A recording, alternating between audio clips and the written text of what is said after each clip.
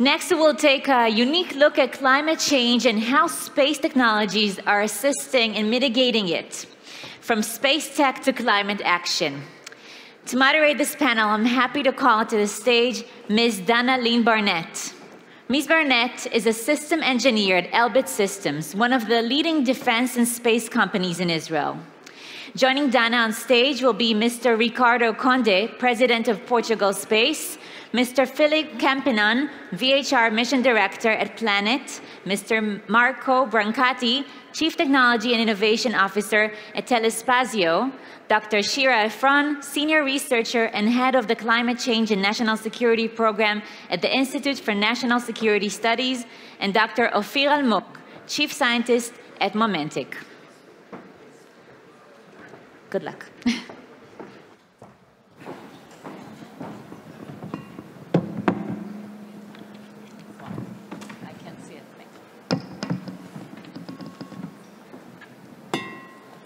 Okay, hi, welcome everyone. We're going to talk about how climate change is impacted by space technologies. The United Nations Sustainable Development Goal number 13 is to take urgent action to combat climate change and its impact.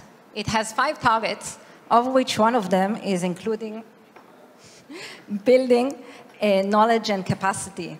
In the last few years have shown how space technology plays a major role in Earth monitoring and measurements of the global climate emergency indicators. In this panel, we hope to take this discussion to the next level, not just what space technology can do, but how it can progress forward and what can we do to help the different customers identify the gaps and what is the future for using space tech for climate action. I have the honor of having here these distinguished members from the space agency, the industry and defense, covering all aspects of this topic. And we will start by asking the first question, which is basically, what are the technologies and data and how do we use it today? So we'll ask you, Philippe, to start. Yes. Does it work? Yeah. Okay, I don't know if we can see the slide. Yes, thank you. So I could start with talking about all the details of what data are and how data are important in contributing to measuring climate change, controlling it, following it. I think it's more important to think about how data can be converted into gradually to more precise, more meaningful layers of information. So besides collecting data, we do that every day on tasking or systematic acquisition. And we collect, archive up to 2,000 images of a single point on Earth today. But this needs to be converted in something that all the industry can use and analyze. So analysis the ready data. And out of that, extracting variables which are more significant to people who are really controlling the climate change. And ultimately, in order to gain insights and to deliver indicators to decision makers who don't need to know about space technology. So what matters is not only to generate data, to have sensors in space. What matters is really to turn that into something which has real value to a broad range of people, broad range of application. And I think this is, we will elaborate more on that, but I think what is important there is to think about the whole ecosystem will contribute to this understanding.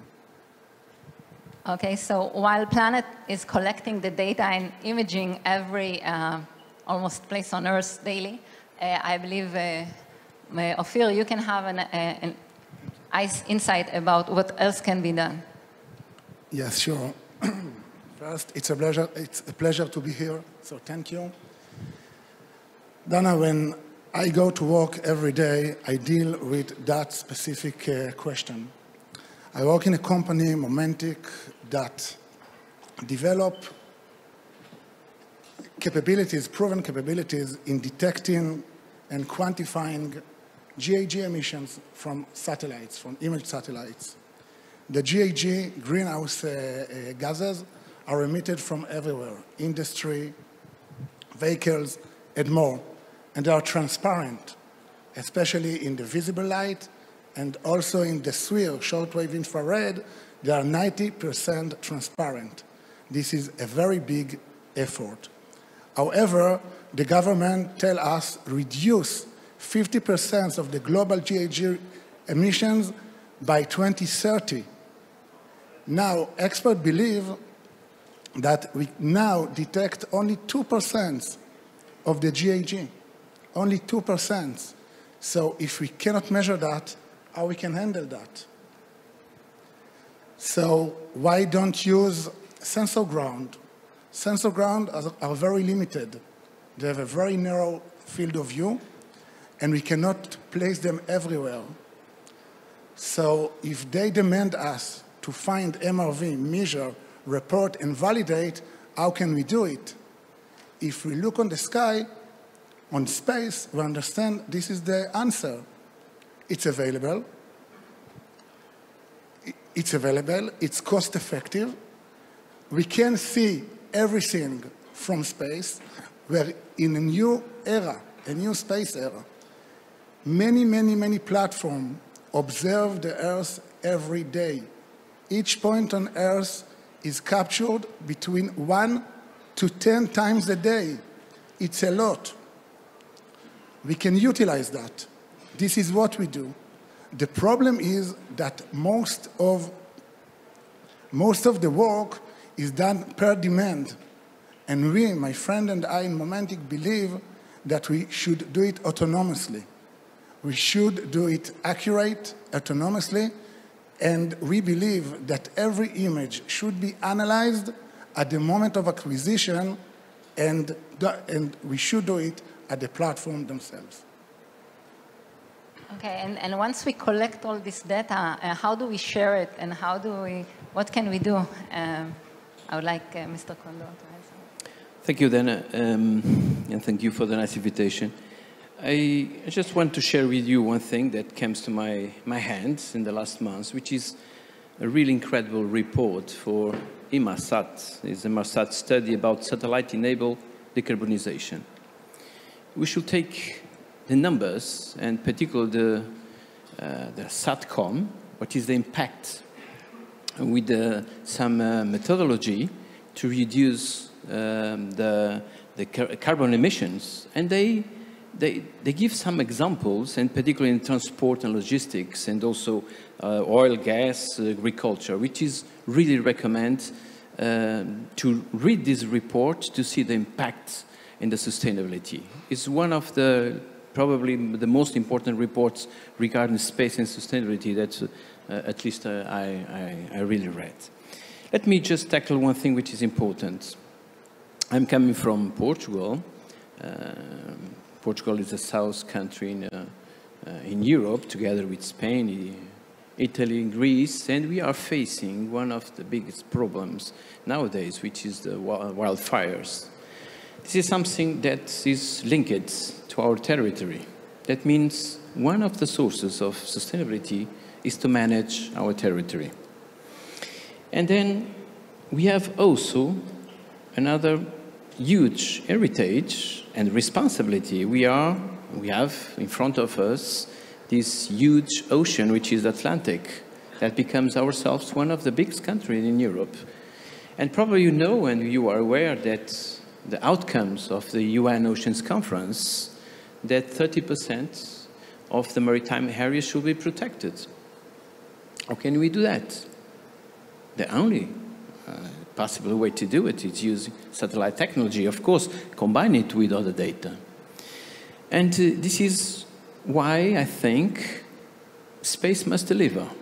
I must put in the agenda. This is one of the reasons we use these use cases, to put in agenda in our governments, to leverage, of course, an industrial agenda to build and to implement in the national level what we call open data policy. Because we know, and we know very well, planets, and we have very good relations with planets.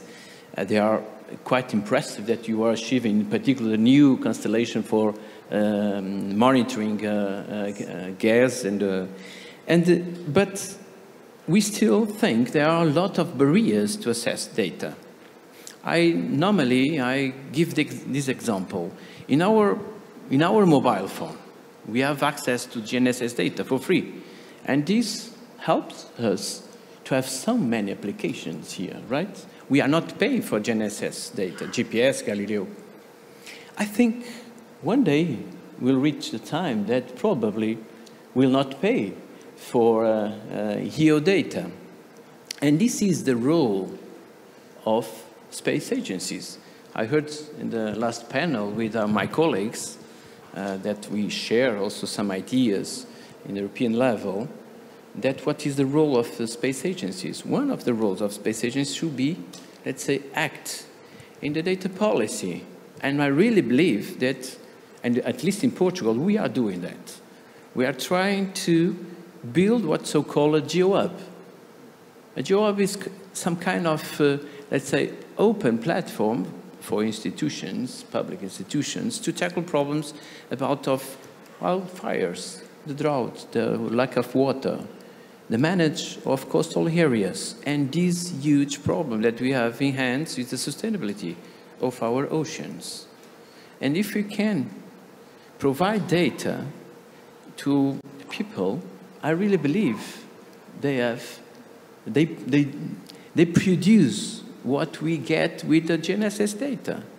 I think is the way forward. Yeah. May I just, I fully agree with your goal, and we just need to build the models which work towards what you are aiming at. And I have just one example, and I want to quote that example because it's not only Planet, it's an example of something that we are doing together with Airbus, sharing data for free to anyone who is interested in monitoring deforestation, so it's totally connected to climate change.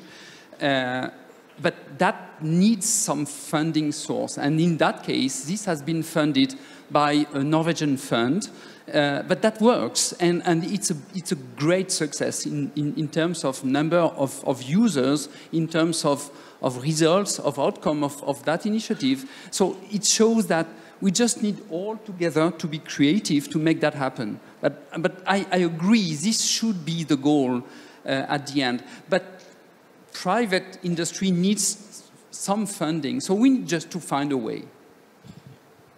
Okay, Dr. Efron, would you like to address also Mr. Conde's vision and how can we get there, or what other aspects of users we have? Yeah, maybe I'll speak.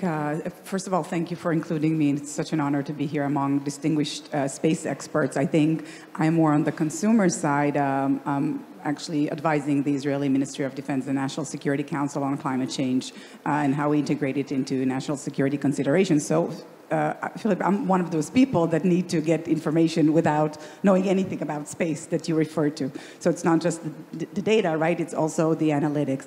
So maybe I'll just explain where, as the defense communities, where we're coming from. When we look at climate change, clearly it's an environmental issue and a social issue, an economic issue and a health issue, but it's really a national security issue at its core. And for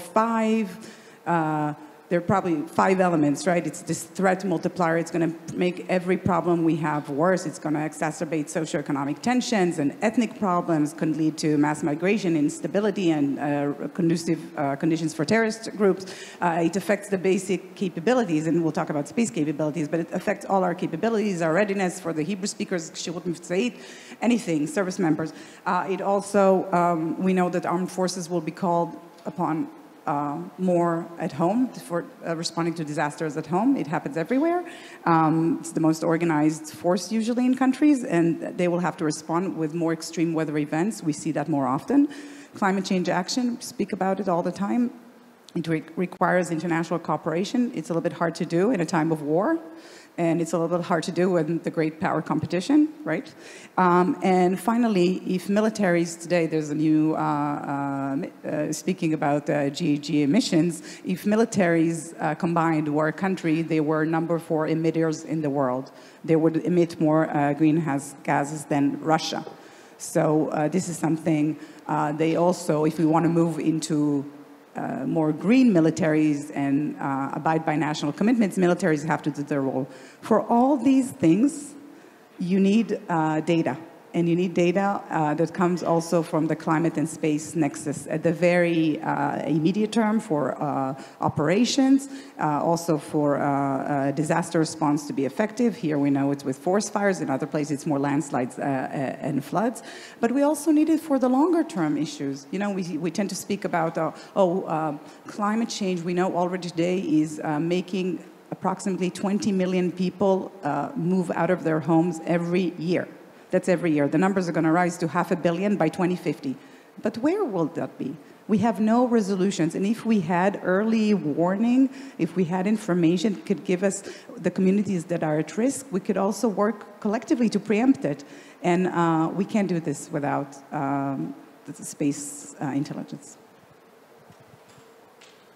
Okay, so once we do this, but how do we use all this data and translate it? So how do you bring it forward to the users? Let me just give you an example that Europe did in 2009, I guess. We had a very serious problem in the North Atlantic regarding the oil spills. There are some ships, they wash their tanks, and we implement in the European Union quite unique program to using at that time one of our SAR satellite. It was Envisat at that time, I remember, and we used to try together with RadarSat to build an operational scenario to tracking in near real time oil spills monitoring. And this evolves so quickly, then this force also to implement the Copernicus in Europe. And this is based in the constant monitoring in the near real time that nowadays we have a North Atlantic quite clean of these threats. And this is a good example how to foster to new sensors, new also international collaboration. I know that, for example, from companies in Israel, they provide data for this European Maritime Safety Agency that are responsible to implement this program. But let me back to Philippe here. Philippe, we don't want to destroy the business of the companies. We want to promote. And for that, if I want to buy to the private companies, for example, a yearly coverage, which will be the same price that I will, for example, ask you for an offer of a weekly coverage or to provide a near real time. What we are looking here is how we can have access to near real time data. The thing is, the prices are so high that you cannot implement it. They are not a question of technology. It's a question to access to data, to, for example, to not only to prevent wildfires, as to monitoring the wildfires. So that means the role of space agencies is to try to converge in some kind of public procurement to give this data to the public. And this is what I think is the next step, the next level for the EU and to really help the monitoring. Yeah. Well, on this question of access to the data and the cost of data, well, first of all, there is a price, but there is a price because there is a cost. So I think the best way to reduce the price when the cost exists is to mutualize, to make more people use the same data. So we heard you. I think this is something, well, the example again of NICFI, this initiative for forestry, is probably a good example where the actual price which has been given to that initiative, if counted by per square kilometer, is extremely low, simply because we know that, well, there is a funding source, and we know that there will be a lot of people using it. So it becomes practical to everyone. The same idea is something we are working. I don't want to bother you with the internal things of Planet. We are working on business models in order to flatten a little bit those prices. So you are heard. It's not a simple answer, but I think we are moving into that direction.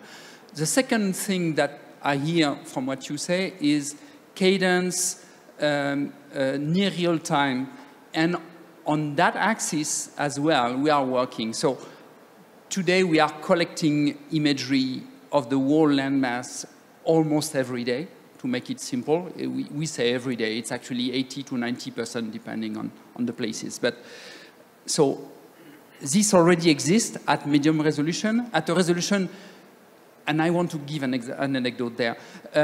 In Amazonia, with Landsat and Sentinel, it became quite easy to monitor simple deforestation. And the bad guys understood that, and they started cutting not all the trees, because this you can see with Landsat or Sentinel, but 1 tree out of 3. And this cannot be seen with Landsat and Sentinel. And we came with our slightly higher resolution, and there it becomes visible. And that's where the technology needs to go faster than the bad guys in order to offer solutions. And last but not least, the next generation of tasking satellites will give the possibility to observe several times in the same day, which means, for instance, coming to observation on the ocean, when something happens, being able to monitor things every hour, every 2 hours, instead of once a day or once every 3 days. And this is the trend that we are trying to put to the users collectively. Again, Planet, of course, but I want to recognize that all our colleagues and competitors are also going into that direction. I think this is important. The competition here doesn't mean anything, in my view. We need collectively to give better service so that more applications are possible, and we will just widen the market, and that's the way. Yeah, I totally agree. I think that the data is the name of the game. We have to take the data, we have to analyze it, to measure, to report, to validate, and to give it to the decision makers. They should decide about the regulation, and I think very important thing, based on accurate insights, they should allocate budget.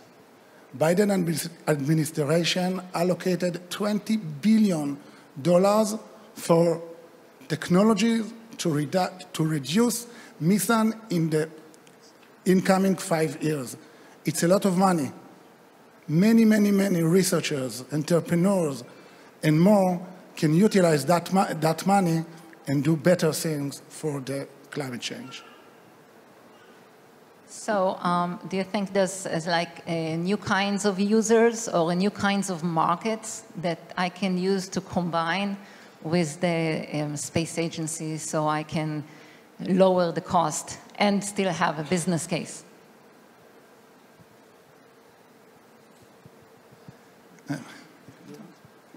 Well, I can start. Yes, new users are important because, again, it's a matter of finding ways to fund this data collection and this provision of insights, ultimately. As an example, big players like Microsoft, Google, to quote a few from the US, but I think it's extending now in the rest of the world, are more and more willing to support this monitoring.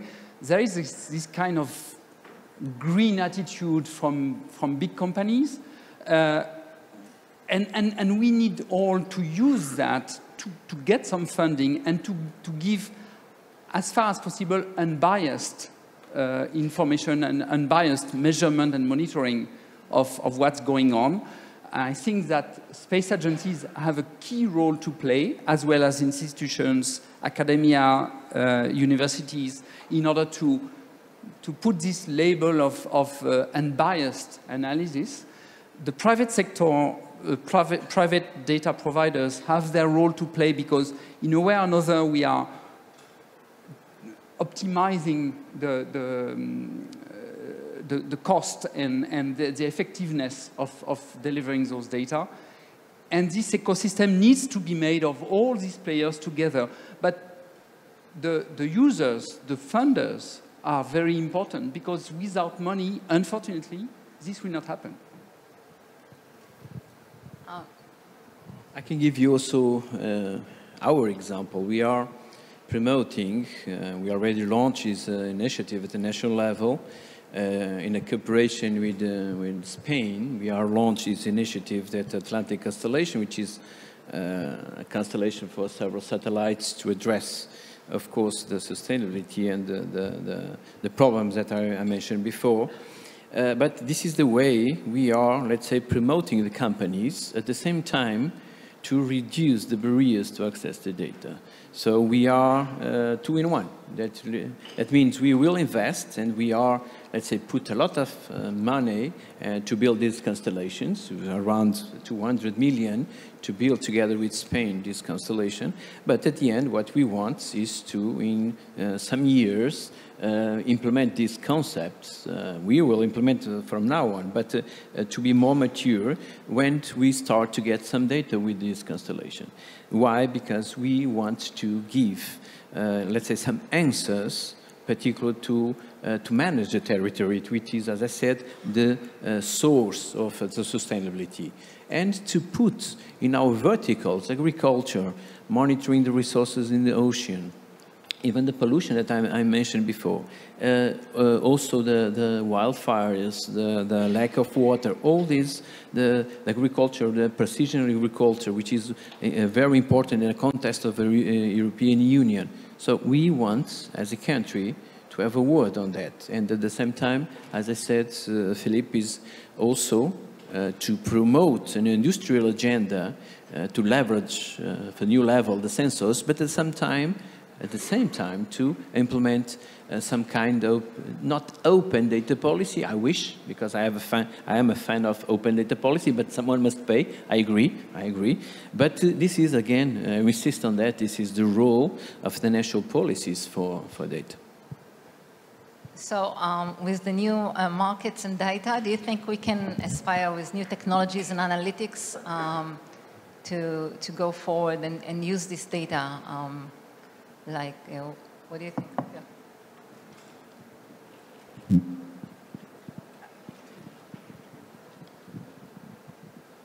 Yes, I do think that analytics in the few years will be the game changer. I want the data to be accessible for everyone, starting with the researchers, then with the academy, when to anyone. I want everyone to be able to open a satellite image, to analyze it, to think about it, and to share his idea with everyone.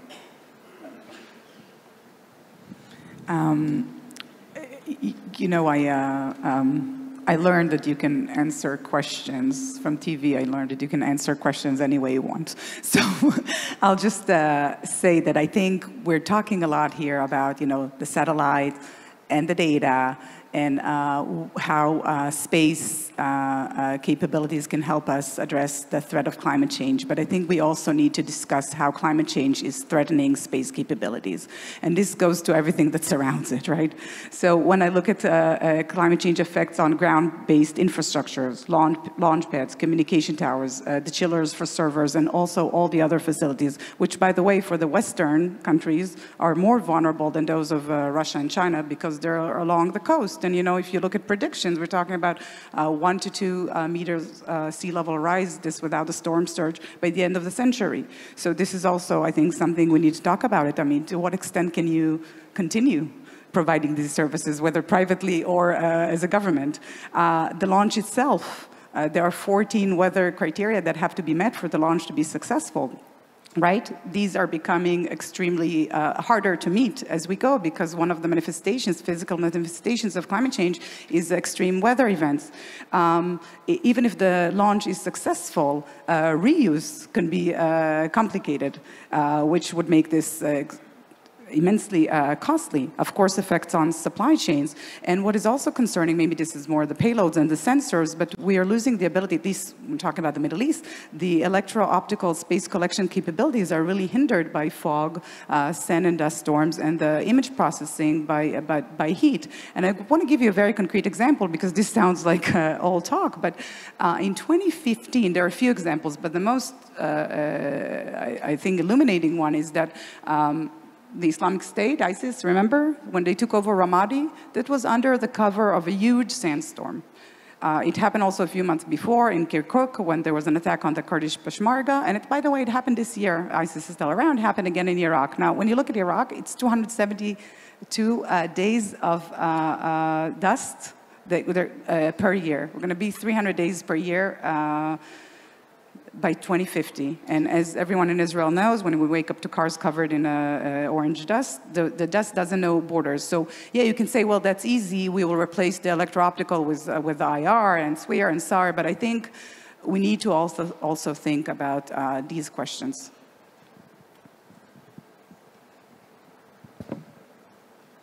So while we have time just for one more question, and I would like to ask you all, Shira, you can start. What do you think we should go from now? We have a call for collaboration and open data and hopefully somebody to fund all of this, but what should we do, like, coming out of this panel?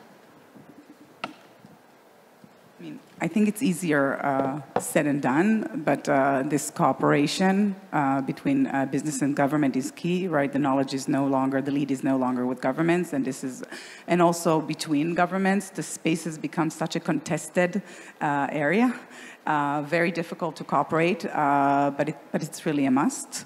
I think another area, which maybe if I can be a little bit bold, and this is sort of the science fiction part, but you know, when we think about what if we can't stop climate change, what if we need to find an emergency solution?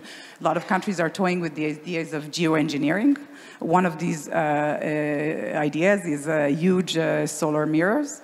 I'm not saying it's a good idea, but I think we have to start looking at what others might do and how that would affect our planet.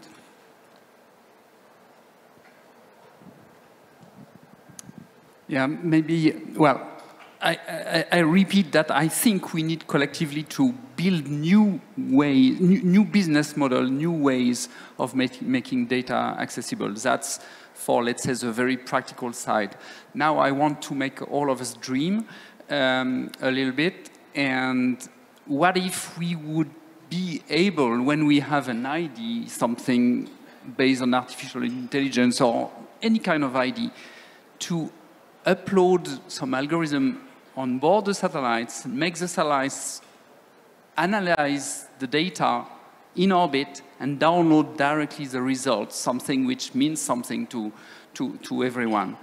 And I quote that because I think this will happen, and this will happen sooner than what we think.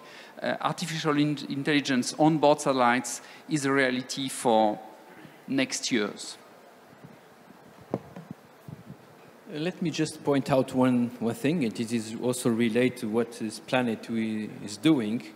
it is this old perspective for monitoring the carbon sequestration and also to implement these carbon stock markets. This is an arena for collaboration. There are no borders for this, for the climate change. And this is something that I really believe that some companies also, some institutions, particularly space agency, must have a role on that. This is still in the early stages of development because it's quite complex. But I think it will be the future in the next 3-4 years.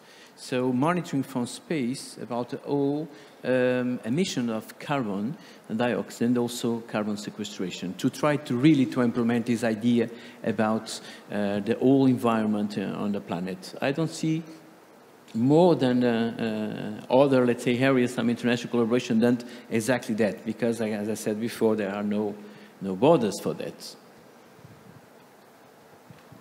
Yeah, so on that particular case, so our approach at Planet has always been to push the technology first and then find a business model to make that sustainable.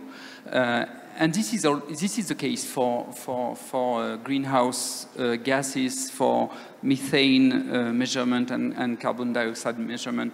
We are preparing a constellation of satellites which will be measuring that in complement to, for instance, what Sentinel-5 is doing in Europe, with a sharper resolution, not as broad a coverage, but in order to complement the measurement of Sentinel-5. So this technology is under development right now, will be launched by the end of this year. We'll start building that constellation by the end of this year. And then we will find a way to make that available to a maximum of people. That business model is still to be invented. To be honest, this was possible because of some funding support from NASA, from Californian State, and a few others. But on the long term, we just need to build that model. So that sounds like a dream that we can finish with. I want to thank you all for this very interesting discussion and for coming here today. And I hope that we can reach this dream for open data and accessible data with a lot of analytics for everyone. So thank you very much.